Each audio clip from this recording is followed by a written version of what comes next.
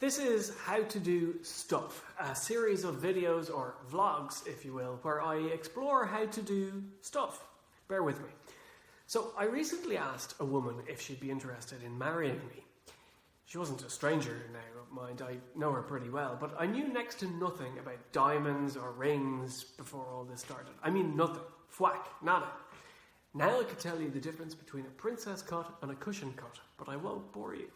Now, I decided that I needed to do something unique for the proposal, so I started Googling ideas, but most of them involved playing Bruno Mars's Marry Me very loudly until the woman eventually said yes, or burying a ring in her dessert and hoping that she wouldn't accidentally choke on it.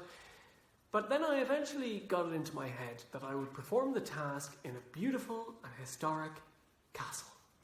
But the most nerve-wracking part of the whole ordeal was finding a ring.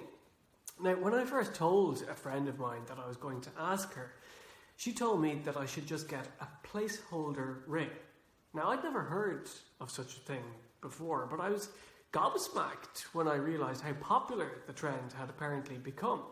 So what is it? A placeholder ring is essentially a temporary, less expensive piece of jewellery that you use exclusively for a proposal before your partner goes off and chooses a ring for you to buy them afterwards. Now, a recent study in America showed that 41% of couples now believe that an engagement ring should be picked out together. That's a lot of people. So let's break this down. I'm going to ask you to marry me, and if you say yes, you can then go and choose a ring, which I will pay for, and you'll wear it for the rest of your life as a symbol of what? As a symbol of the money you got me to spend on you? A symbol of the fact that I didn't have the balls to pick out a ring for you on my own in the first place? I don't get it. But the point is this.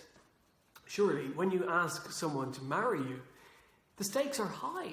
They might say no, sure, but they might also say yes. That's the risk that the person proposing the marriage is taking. The ring you use to make the proposal is almost like a repository of that risk. It's inherently romantic for a person to choose a ring for someone else themselves and for the someone else to choose to accept it in good faith or not to choose it without feeling the need to replace it later on with something better that they choose themselves.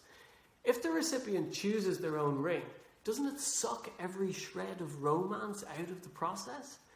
It's the very antithesis of romance in a way. It'd be like Nicole Kidman winning the Best Actress Oscar and going, "Oh, guys, thank you so much. I love this Oscar. But do you mind if I replace it with one made of more expensive gold? Thanks." So, how do you do an engagement proposal? I reckon be bold and pick it yourself.